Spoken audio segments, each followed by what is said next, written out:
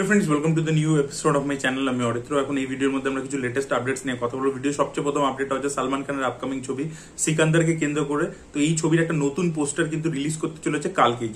কালকে সাজি নাডিয়াডওয়ালার জন্মদিন, সেই উপলক্ষে মেকার্সরা একটা নতুন পোস্টার তারা কালকে রিলিজ করবে। দেখা যাক এই পোস্টারটা কিরকম হয়। আগের যে টিজারটা এসেছিল সেটা মিক্সড রিয়াকশন পেয়েছে, কিছু লোকের খুব ভালো লেগেছে, যেরকম আমার পার্সোনালি খুব ভালো লেগেছিল, বাট অনেক লোকের কিন্তু সেইভাবে ভালো লাগেনি। দেখা যাক কালকে পোস্টারটা কিরকম রিয়াকশন থাকে। আচ্ছা, এর পরবর্তী আপডেটটাও সালমান খানকে কেন্দ্র করে। তো সালমান খান একটা হলিউডের সিনেমাতে একটা বিগ বাজেট অ্যাকশন থ্রিলার ছবিতে একটা ক্যামিও করতে চলেছেন, তিনিও করবেন এবং তার সাথে সঞ্জয় দত্তেরও ক্যামিও থাকবে এই ছবির মধ্যে। এবং সেই পোর্শনটা শুট করবার জন্য তারা সাউদিতে এটা 3 দিন ধরে শুট করবে। এবার কোন প্রজেক্ট সেটা এখনো আপডেট উঠে আসছে না, মানে সেটার নাম এখনো সামনে আসেনি, বাট একটা হলিউডের প্রজেক্টে সালমান খান এবং সঞ্জয় দত্তের ক্যামিও আমরা দেখতে পেতে চলেছি। ভিডিও পরবর্তী আপডেটটা হচ্ছে সূর্যাকে কেন্দ্র করে। তো সূর্যা কিন্তু ব্যাক টু ব্যাক কিন্তু তেলেগু ডিরেক্টরদের সাথে সিনেমা সাইন করছেন। ভেঙ্কি আটলুরির সাথে অলরেডি একটা প্রজেক্ট তিনি সাইন করেছেন। ভেঙ্কি আটলুরি লাস্ট ছবিটা বিশাল হিট দিয়েছিল, লাকি ভাস্কর খুব ভালো ছবি হয়েছিল।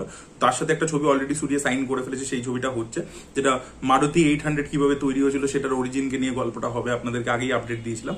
এর পরবর্তী থান্ডেল ছবির যে ডিরেক্টর, যে কার্তিকেয় বানিয়েছে, কার্তিকেয় 1-2, চন্দু মুন্ডেটি, তার সাথেও কিন্তু সূর্য একটা ছবিতে কাজ করতে চলেছেন। তার সাথেও একটা ছবি কিন্তু তিনি সাইন করে ফেলেছেন। তো সূর্য ব্যাক টু ব্যাক কিন্তু তেলেগু ডিরেক্টরদের সাথে, মানে ভালো যারা পোটেন্সিয়াল আছে সেরকম ডিরেক্টরদের সাথে কাজ করছে। ওদিকে কার্তিক সুবরাজের সাথে ছবি আছে, আর বালাজির সাথে ছবি আছে। তো আশা করব গাঙ্গুয়া থেকে যেটা লোকে আশা করছিল যে সূর্যের বড় সড়ো বক্স অফিসে একটা কামব্যাক হবে, সেটা আশা করবো এই ছবিগুলো দিয়ে, যেগুলো মিড বাজেট ছবি মোস্টলি। কার্তিক সুবরাজের সাথে ছবিটার বেশ ভালো বাজেটই আছে। আশা করবো এই ছবিগুলো কিন্তু বক্স অফিসে সফল হবে, কারণ ডিরেক্টররা প্রত্যেকে ভালো। দেখা যাক সূর্যের অফিসিয়ালি কামব্যাক হয় কিনা। এর পরবর্তী আপডেটটা হচ্ছে রাজকুমার পেরিয়াস্বামী বলে ডিরেক্টরকে নিয়ে, যিনি আমারন ছবিটা বানিয়েছেন। তো ইনি কিন্তু একটা ছবি ডিজাইন করবার চেষ্টা করছেন, যে ছবিটা প্রডিউস করবে টি সিরিজ। এটা একটা বিগ বাজেট ছবি হবে এবং এই ছবির মধ্যে তিনি দুজন হিরোকে কাস্ট করবার চেষ্টা করছেন। একজন হচ্ছে জুনিয়র এনটিআর, আরেকজন হচ্ছে প্রভাস। দুজন হিরোকে তিনি নিয়ে কাজ করবার পরিকল্পনা করছেন এবং অলরেডি কিন্তু তার কথাবার্তা দুজন হিরোর সাথেই চলছে, অলরেডি মানে ইনিশিয়াল লেভেলে আছে। এবং 2025-এর শেষ থেকে মেকার্সরা প্ল্যান করছে আর কি, মানে টি সিরিজ এবং রাজকুমার পেরিয়াস্বামী প্ল্যান করছে যে এই ছবিটা প্রোডাকশন স্টেজে যাবে। তো প্রভাস তো টি সিরিজের সাথে অনেকগুলো কাজই করছে, স্পিরিটও অলরেডি তাদের সাথেই করছে। তো দেখা যাক প্রভাসকে অনবোর্ডে আনা অতটা চাপ হবে না, বাট জুনিয়র এনটিআর কি প্রভাসের সাথে ছবি করে কিনা সেটা দেখার মতো বিষয় হবে। এবং দুটো হিরো করতেই পারে ছবি, কিন্তু ডিরেক্টর সেই লেভেলের লাগবে। রাজকুমার পেরিয়াস্বামী আমারন খুবই ভালো বানিয়েছে, ছবিটা সফল হয়েছে, বাট সেটা তো রাজামৌলি সে নয়। দেখা যাক আলটিমেটলি মানে কাস্টিং নিয়ে সে ছবিটা করতে পারে কিনা, নাকি প্রভাস থাকে, অন্য হিরোটা জুনিয়র এনটিআর না হয় অন্য কেউ হতে পারে। দেখা যাক সেটা কি হয়, বাট প্রডিউসারের উপর অনেক কিছু ডিপেন্ড করে। আমরা দেখেছি অয়ন মুখার্জি তো ঋত্বিক রোশন আর একে নিয়ে করছে, তার কারণ হচ্ছে পিছনে ওয়াইআরএফ এর মতো ব্যাকিং রয়েছে। দেখা যাক সেটা আলটিমেটলি হয় কিনা, বাট এই ছবিটার পরিকল্পনা চলছে। ভিডিও পরবর্তী আপডেটটা হচ্ছে ধুরন্ধর বলে ছবিটাকে কেন্দ্র করে, যে ছবির মধ্যে আমরা একটা মাল্টি স্টার দেখতে পাবো। অক্ষয় খান্না, আর মাধবন থেকে শুরু করে আমাদের রণবীর সিং মুখ্য চরিত্রে রয়েছে। ছবিটা ডিরেক্ট করছেন আদিত্য ধর। এই ছবিটা কিন্তু নেক্সট 2 সপ্তাহের মধ্যে র্যাপ আপ হয়ে যাবে। ফাইনাল শিডিউলে কাজ চলছে, যে শিডিউলের মধ্যে কিন্তু একটা বড় high octane action scene shoot করা হবে এবং আন্ধেরিতে একটা কন্ট্রোলড এনভায়রনমেন্টে প্রোডাকশন ডিজাইন থেকে একটা সেট তৈরি করা হয়েছে, যেখানে এই অ্যাকশন দৃশ্যটাকে পিকচারাইজ করা হবে। রণবীর সিং অলরেডি প্রিপারেশন নিচ্ছে। এই শিডিউলে ছবির কাজ কমপ্লিট হয়ে যাবে। এবার দেখা যাক ছবিটা তারা 2025-এ ক্রিসমাসে নিয়ে আসে কিনা। এরকমই পরিকল্পনা ছিল যে ক্রিসমাস 2025-এ আসবে। দেখা যাক এই ছবিটা দিয়ে রণবীর সিং বক্স অফিসে কামব্যাক করতে পারে কিনা। তার লাস্ট কিছু ছবি বক্স অফিসে চলেনি। আদিত্য ধর কিন্তু উড়ি ছবিটা হিট বানিয়েছিল, তারপরে তারও অনেকটা ব্রেক হয়ে গেছে। আশা করবো এই ডিরেক্টর এবং একটা দুজনেরই কামব্যাক হবে বক্স অফিসে। এর পরবর্তী আপডেটটা হচ্ছে স্পিরিট ছবিকে কেন্দ্র করে। তো স্পিরিট থেকে অ্যাকচুয়ালি দুটো আপডেট রয়েছে। প্রথম আপডেটটা হচ্ছে মার্কো ছবির যে হিরো উন্নি মুকুন্দন, তাকে আপনারা স্পিরিট ছবিতে দেখতে পাবেন।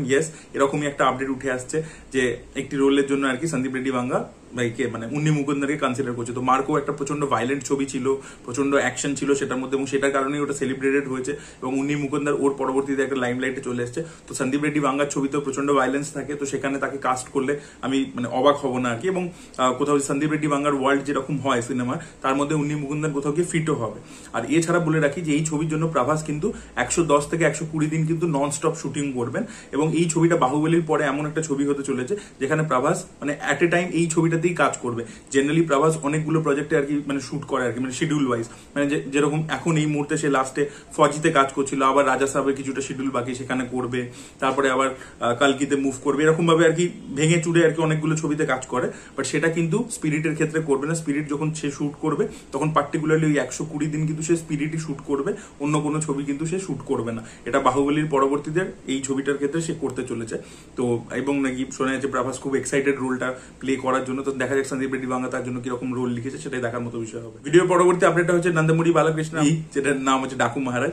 সেই ছবিটা কিন্তু নেটফ্লিক্সে আসতে চলেছে 21 ফেব্রুয়ারি। এটা নেটফ্লিক্সে স্ট্রিম করবে। যারা এখনো ছবিটা দেখেনি, আমি তো হাইলি রেকমেন্ড করবো ছবিটা দেখতে। বালায়ার অন্য ছবির থেকে অনেক অনেক বেটার একটা ছবি হয়েছে, স্পেশালি ভিজুয়ালি কিন্তু খুবই ভালো হয়েছে এবং অ্যাকশন দৃশ্যগুলোকে ভালো করে পিকচারাইজ করা হয়েছে। তো আপনারা যারা দেখেছেন তারা তো জানান কেমন লেগেছে, আর যারা দেখবেন ভাবছেন তারা কিন্তু নেটফ্লিক্সে দেখুন, চেক আউট। ভিডিও পরবর্তী আপডেটটা হচ্ছে ইমতিয়াজ আলীর আপকামিং ছবিকে কেন্দ্র করে, যেটা একটা পিরিয়ডিক লাভ স্টোরি হতে চলেছে। এই ছবির মধ্যে আমরা নাসিরউদ্দিন শাহকে দেখতে পাবো, তার সাথে দিলজিৎ দোসাঞ্জ রয়েছে, তার সাথে আমাদের বেদাং রায়না রয়েছে। তো এই ছবির থেকে নতুন একটা আপডেট উঠে এসেছে। এই ছবির মধ্যে নায়িকা হিসেবে আমরা দেখতে পেতে চলেছি শারবারি বাগকে। অ্যাকচুয়ালি 3 জন হিরোর পাশে 3 জন নায়িকা থাকতে চলেছে। তো শারবারি বাগকে আমরা বেদাং রায়নার অপোজিটে দেখতে পেতে চলেছি। শারবারি কিন্তু ভালো একজন অভিনেত্রী। দেখা যাক এই ছবির মধ্যে ইমতিয়াজ আলীর ছবির মধ্যে অ্যাক্টরদের কাজ করবার খুব স্কোপ থাকে, মানে পারফর্ম করবার স্কোপ থাকে এবং সেখানে খুব ভালো পারফরমেন্স তারা ডেলিভার করে। আশা করবো এই ছবিতে কিন্তু শারবারি ভালো অ্যাক্টিং করতে পারবে। আজ আমরা এই ভিডিওতে কথা বলবো যে ছাওয়ার বক্স অফিস কালেকশন নিয়ে। ছাওয়া কিন্তু বক্স অফিসে তাবাহি করছে। ডে 1 ওপেন করেছিল 31 কোটি টাকা নিয়ে। মেকার্স, মানে এটা আমি ট্রেড ফিগার বলছি, প্রডিউসার ফিগার ছিল 33 কোটি টাকা। ডে 2 তে ছবিটা কিন্তু জাম্প করে, গ্রোথ আনে। ডে 2 তে 37 ক্রোড়স এর কালেকশন করে এবং ডে 3 তে যে জাম্পটা দেখিয়েছে ছাওয়া, সেটা মানে অতুলনীয়। 49.5 সিআর এর কালেকশন ডে 3 তে করেছে। বুঝতে পারছেন মানে কতটা জাম্প নিয়েছে ডে 1 এর তুলনায় ডে 3 তে কিরকম জাম্প নিয়েছে, বুঝতে পারছেন। এবং মানডেতে এখন অব্দি যে আর্লি এস্টিমেটটা উঠে আসে সেটা হচ্ছে 10.5 সিআর। তো সেটা কিন্তু এখনো অব্দি, বিকেল অব্দি, নাইট শোজ এখনো বাকি রয়েছে। তো মানডে টেস্টও কিন্তু ছবিটা আরামসে পাস করে যাবে এবং ছবিটা আমার যতদূর মনে হচ্ছে মানডেতেও 15-16 কোটি টাকার মতো একটা কালেকশন কিন্তু মানডেতেও করে দেবে। তো মানডে টেস্ট ছবিটা মানে আরামসে পাস করে গেছে। এবার দেখা যাক নেক্সট উইকেন্ডে গিয়ে ছবিটা কতটা জাম্প নেয়। এখন কোনো বড় ছবি আসছে সামনে আর কি চ্যালেঞ্জ হিসেবে, রোড ব্লক হিসেবে নেই।